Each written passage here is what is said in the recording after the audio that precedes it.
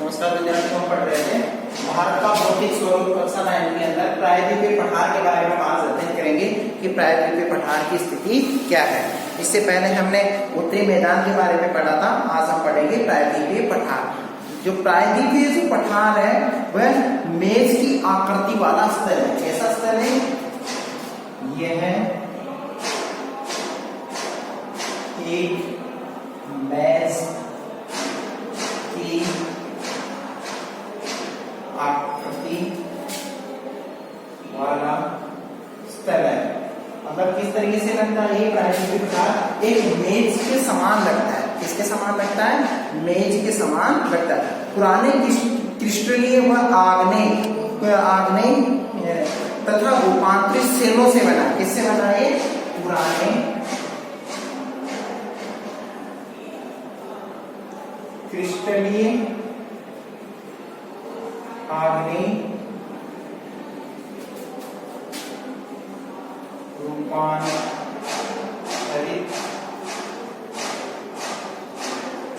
सेलों से बना है। कैसा बना ये? पुराने क्रिस्टलीय और आग्नेय रूपांतरित जो सेल है, जो चट्टान, उससे इसका निर्माण हुआ है। किसका निर्माण हुआ है? प्रायद्वीपीय पठार का। ठीक है। अब ये गोंडवाना भूमि के टूटने और अफवाह के कारण बना है। किससे बना ये है गोंडवाना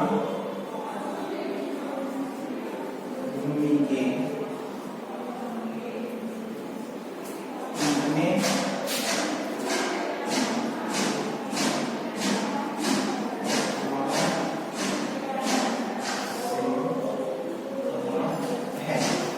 निर्माण हुआ है। गोंडवाना भूमि के टूटने पर अफवाह तंत्र से इसका किसका निर्माण हुआ? प्रायद्वीपीय पठार का निर्माण हुआ। ये गोलाकार पहाड़ियां, यहाँ प्राचीनतम भूभाग है। यहाँ का जो क्षेत्र एक प्राचीनतम भूभाग है और यहाँ जो पहाड़ियां कैसी है? गोलाकार हुई पहाड़ियां। क्योंकि हम कश्मीर की बात करें, ठीक है, उत्तरी भारत की बात करें और पूर्वी भारत की बात करें तो वहां की जो पहाड़ियां है वो कैसी? नुकीली पहाड़ियां। कैसी है? नुकीली, ऊंची ऊंची पहाड़ियां। जबकि प्रायद्वीपीय पठार की जो पहाड़ियां हैं वो किस तरीके से? गोलाकार गोल आकृति वाली पहाड़ियां। मध्य उच्चभूमि और दक्कन का पठार, यहाँ जो है मध्य उच्चभूमि तथा दक्कन का पठार नर्मदा नदी के उत्तर में प्रायद्वीपीय पठार का वह भाग जिसमें क्या है कि मालवा के पठार के अधिकतर भागों पर फैला हुआ है। यानी यह पठार मालवा के अधिकांश भाग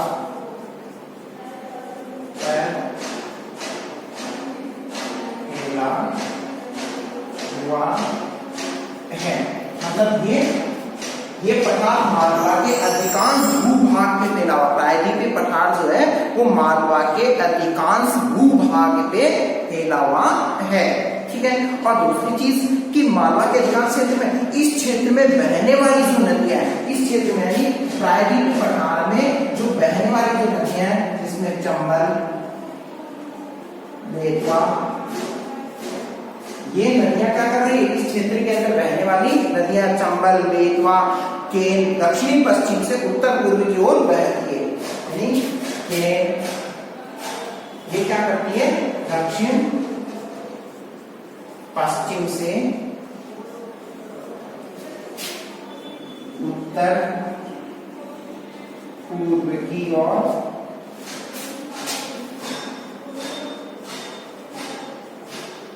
बहती है। किस ओर बहती है? चंबल, बेतवा, केन दक्षिण पश्चिम से उत्तर पूर्व की ओर ये नदियां बहती है। इन नदियों का जो बहाव क्षेत्र है वो इस तरीके से है। ठीक है। इस तरीके से प्रायद्वीपीय पठार के अंदर ये नदियां प्रवाहित होती है। दूसरी चीज, ये मध्य उच्च भूमि पश्चिम में चौड़ी लेकिन पूर्व में संकीर्ण है। यानी ये मध्य उच्च भूमि में तो क्या है कि चौड़ा है और जो ही हम पूर्व की ओर जाएंगे तो वहां ये संकीर्ण है। यानी जो प्रायद्वीपीय पठार है पूर्व दिशा की ओर जाने पे क्या है कि इसका क्षेत्र क्या किस तरीके से होने लग जाता? संकीर्ण होने लग जाता है, बिल्कुल छोटा होने लग जाता है। दक्षिण का पठार एक त्रिभुजाकार भूभाग है। इसमें दक्षिण का पठार त्रिभुजाकार है। इसमें दक्षिण का जो पठार है वो कैसा है? त्रिभुजाकार है। कैसा है?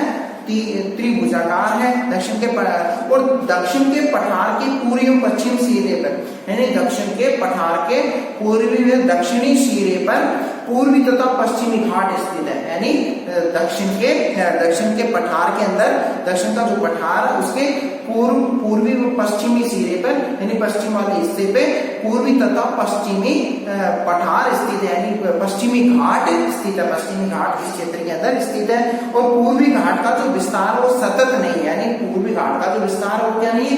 सतत मतलब लगातार नहीं है। कहीं पे बिल्कुल गहरी खाई आ गई और कहीं पे कंटिन्यू फिर गहरी खाई आ जाती है, फिर यहाँ जंगल आ जाते हैं। तो इस तरीके का यहाँ पे भूभाग स्थित है। और दूसरी चीज, बंगाल की खाड़ी में गिरने वाली नदियां, यानी इस पठार के अंदर जो नदियां वो अधिकतर अपना जल किस ओर प्रवाहित करती है?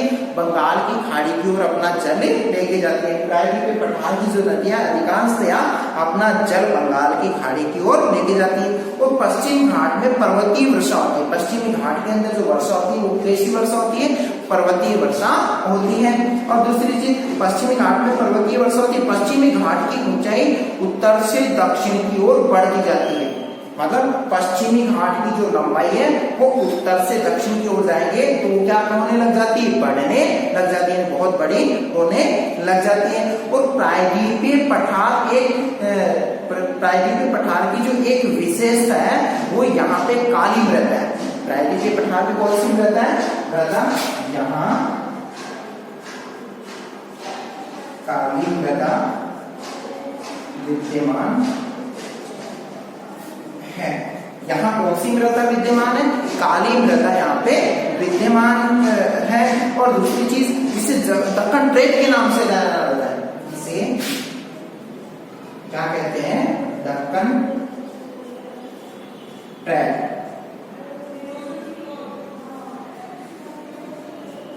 इसे दक्कन ट्रेप के नाम से भी, जहां ये काली मृदा विद्यमान है उस क्षेत्र को किस नाम से जाना जाता है? दक्कन ट्रेप के नाम से। और इसकी जो उत्पत्ति यानी काली मृदा की जो उत्पत्ति है दक्षिण का जो पठार है, यानी प्रायद्वीपीय पठार के अंदर जो यहाँ की जो विशेषता है, यहाँ पे जो काली मिट्टी जो पाई गई है दक्कन ट्रेप है। दक्कन ट्रेप की जो उत्पत्ति हुई है वो ज्वालामुखी से हुई। इसकी उत्पत्ति ज्वालामुखी से। और इसके सेल आग्नेय, इसकी जो सेल है, इसकी जो चट्टाने हैं उनका क्या नाम है? आग्नेय चट्टानों के नाम से जाना जाता है। और गुजरात से लेकर दिल्ली तक यहाँ एक पर्वतमाला निकलती है जो कि गुजरात से लेकर कहाँ तक जाती है? दिल्ली तक जाती है।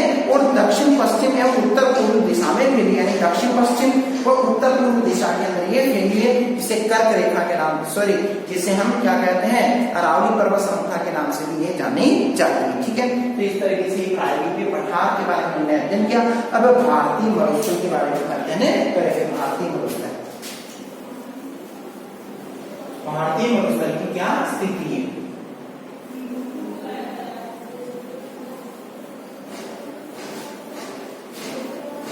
भारतीय मरुस्थल,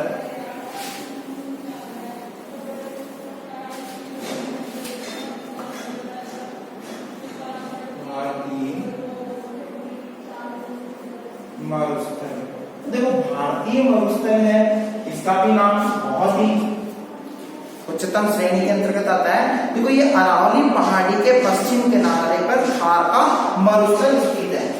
अरावली पहाड़ी के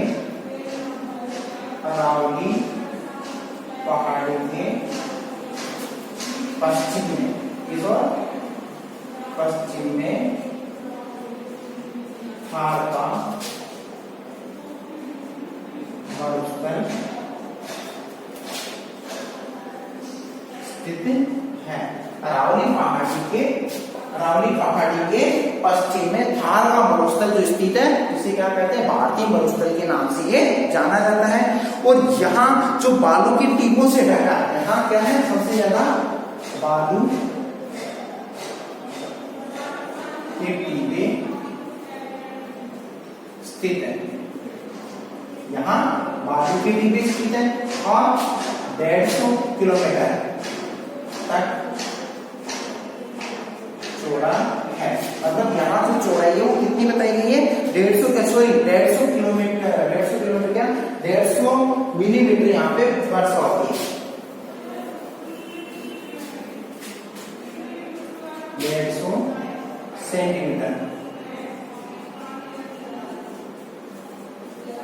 वर्षा होती है।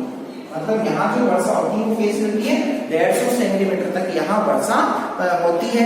और दूसरी चीज, यहाँ जो शुष्क जलवायु है वनस्पति भी कम पाई जाती है।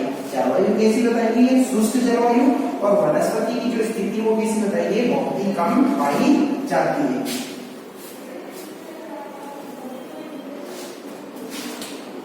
जलवायु क्या है, शुष्क, वनस्पति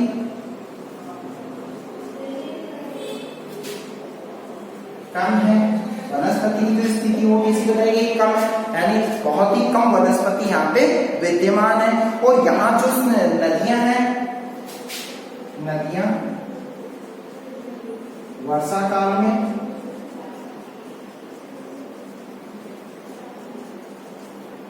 में दिखती है नदियां, ठीक है। सबसे बड़ी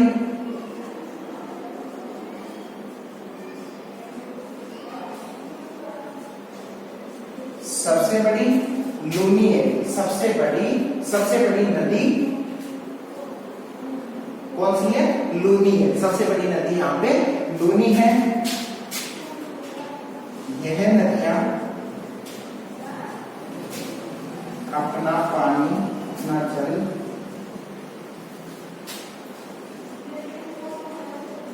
समुद्र तक क्या नहीं कर सकती है, अपना जल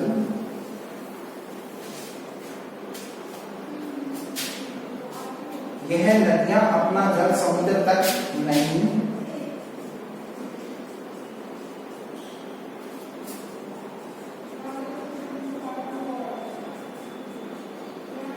बीच में ही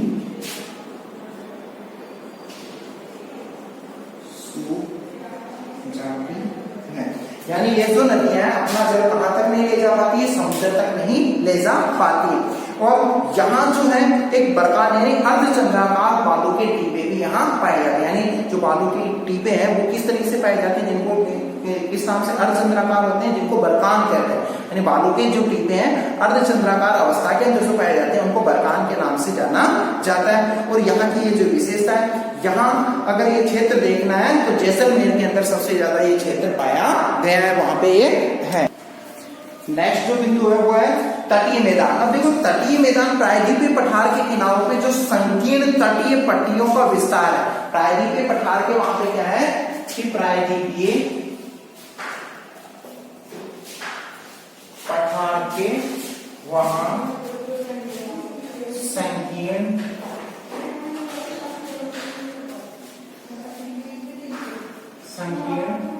तटीय पट्टियों का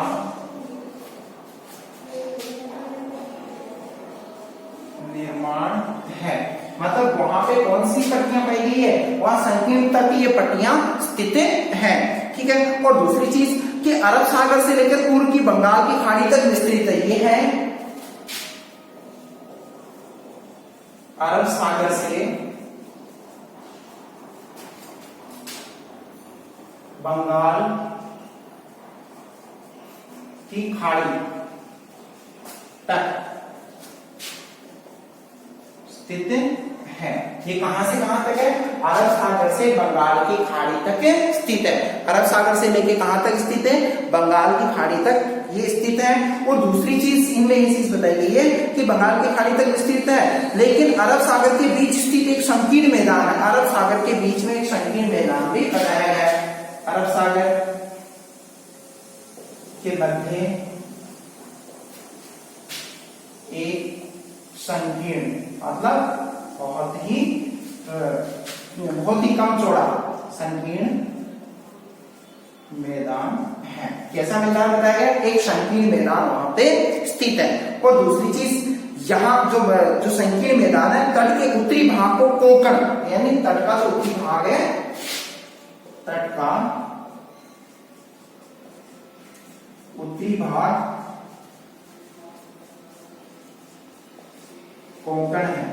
तट का उत्तरी भाग कौन सा है?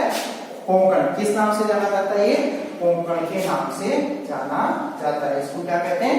कोंकण कहते हैं उत्तरी भाग को, जो कि मुंबई तथा गोवा, कहां पे है ये? मुंबई व गोवा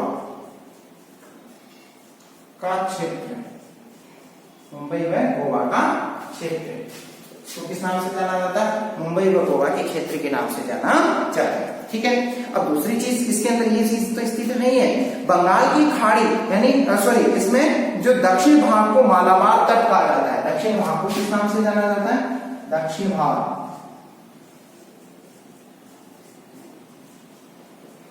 मालाबार तट, यानी दक्षिण भाग को किस नाम से जाना जाता है? मालाबार तट के नाम से उसको कहते हैं, यानी मालाबार तट कहते हैं उसको, दक्षिण भाग को।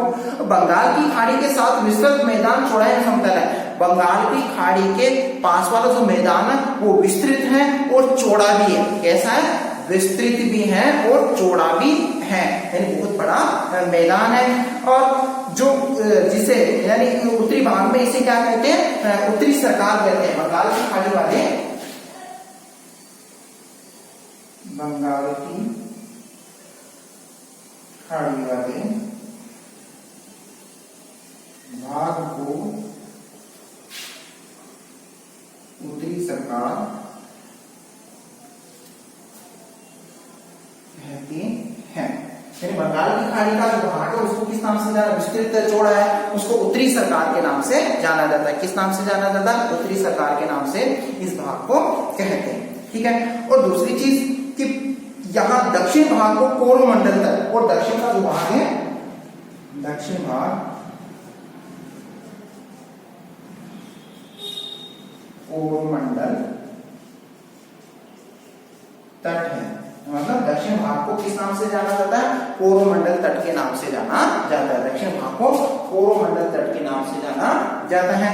ठीक है। अब यहाँ बड़ी नदियां, यानी कोरोमंडल तट के यहाँ पे कौन सी नदियां? बड़ी नदियां। कौन कौन सी?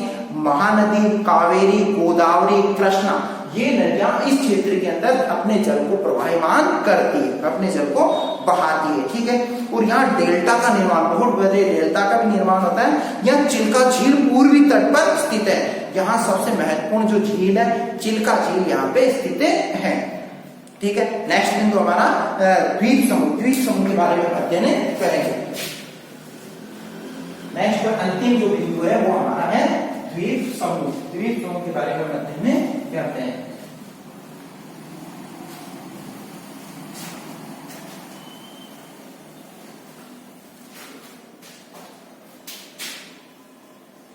द्वीप समूह। अब देखो द्वीप समूह जो है, द्वीप समूह के बारे में क्या बताया गया है कि भारत का मुख्य स्थल भाग अत्यधिक विशाल है। भारत का स्थलीय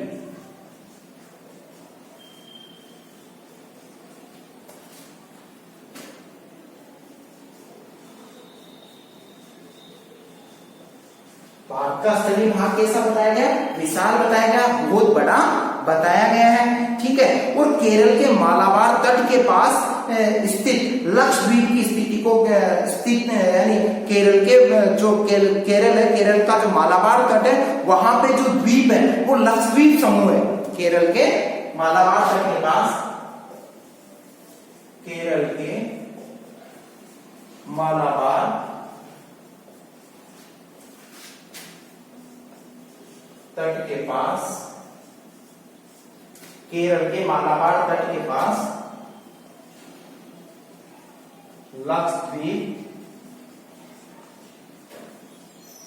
कौन सा द्वीप है वहां पे? लक्षद्वीप समूह स्थित है। और दूसरी चीज यहाँ द्वीपों का एक बहुत छोटे द्वीपों से बना, यानी ये बहुत से द्वीपों के प्रवाल से बना, यानी बहुत से द्वीप को मिला के लक्षद्वीप बनाया, तभी तो इससे लक्षद्वीप यानी लाखों द्वीपों के समूह के नाम से भी इसको जाना जाता है। ऐसा बताते हैं 1 लाख द्वीपों का समूह है। और 1973 में इसका नाम लक्षद्वीप रखा गया था। इसका नाम कब रखा गया था? 1973 में। नाम 1973 में 1973 के अंदर इसका नाम रखा गया था लक्षद्वीप। ठीक है, वो 32 किलोमीटर के छोटे से क्षेत्र में फैला है। ये कितने क्षेत्र में? क्षेत्र 32 किलोमीटर, यानी 32 किलोमीटर के क्षेत्र में कौन सा द्वीप फैला हुआ है? लक्षद्वीप समूह। लक्षद्वीप समूह 1973 में इसका नाम रखा गया और 32 किलोमीटर के क्षेत्र के अंदर लक्षद्वीप समूह क्या है? फैला हुआ है। ठीक है, और दूसरी चीज यहाँ पे कि पीटली द्वीप, मतलब यहाँ पे जो एक द्वीप है जिसका नाम है पीटली द्वीप, और मनुष्य का निवास नहीं, यानी इस पीटली द्वीप पे किसका निवास नहीं बताया गया? मनुष्य का निवास नहीं है। एक पक्षी अभ्यारण्य है, यानी पीटली पे किसका निर्माण किया गया है? पक्षी अभ्यारण्य का निर्माण किया गया है बंगाल की खाड़ी में। अब बंगाल की खाड़ी की ओर चलते हैं तो अरब सागर की बात, बंगाल की खाड़ी की ओर चलते हैं तो वहां अंडमान और निकोबार दो द्वीप समूह है, अंडमान और निकोबार के नाम से जाने जाते हैं। और जो आकार में बहुत बड़ी संख्या के अंदर ये स्थित है और बहुल यानी बहुत से क्षेत्रों के अंदर ये क्या है? अंडमान निकोबार द्वीप समूह बहुत से क्षेत्रों के अंदर क्या है? फैले हुए हैं। और दक्षिण में निकोबार, यानी कहने मतलब ये बताया गया है कि उत्तर में अंडमान है तो दक्षिण में कौन सा द्वीप बताया गया है? दक्षिण में निकोबार द्वीप समूह बताया गया है, यानी उत्तर के अंदर अंडमान है और दक्षिण के अंदर निकोबार द्वीप समूह स्थित है। और यहाँ की जो जलवायु और विश्वतीय जलवायु है, यहाँ की जो जलवायु है अंडमान निकोबार द्वीप समूह की जो जलवायु है वो किस नाम से जानी जाती है? विश्वतीय जलवायु के नाम से। तथा यहाँ घने जंगलों से आच्छादित क्षेत्र, यानी बहुत भयंकर जंगल यहाँ पे स्थित है। अंडमान निकोबार द्वीप समूह के अंदर क्या है? बहुत से जंगल यहाँ पे स्थित है। और यहाँ उत्तरी पर्वत जल एवं वनों के प्रमुख स्रोत है। उत्तरी पर्वत और जलों के यहाँ पे बहुत से पर्वत और बहुत से जल यहाँ पे स्थित है उत्तर के मैदान के अंदर। ठीक है, और पठारी भाग खनिजों का भंडार है। भारत के अंदर जो पठारी भाग है वो कैसा है? यहाँ पठारी जो भाग है वो खनिजों के समूह के नाम से भी जाना जाता है। बहुत से खनिज प्राचीन पठार के अंदर असंख्य खनिज यहाँ पे निकाले जाते हैं। ऐसा बताया जाता है अकेले राजस्थान में 79 प्रकार के खनिज निकाले जाते हैं। तो संपूर्ण भारत में तो पता नहीं कितने प्रकार के खनिज यहाँ पे उपलब्ध है। और औद्योगिक दृष्टि से भी जो है, औद्योगिक दृष्टि से भी विशेष भूमिका भारत की रही है। तो इस तरीके से हमने भारत का जो अध्ययन किया, भारत के भौतिक स्वरूप का हमारे द्वारा अध्ययन किया गया और इसके महत्वपूर्ण बिंदु है जो आपको पीडीएफ के द्वारा सेंड कर दिए जाएंगे। धन्यवाद।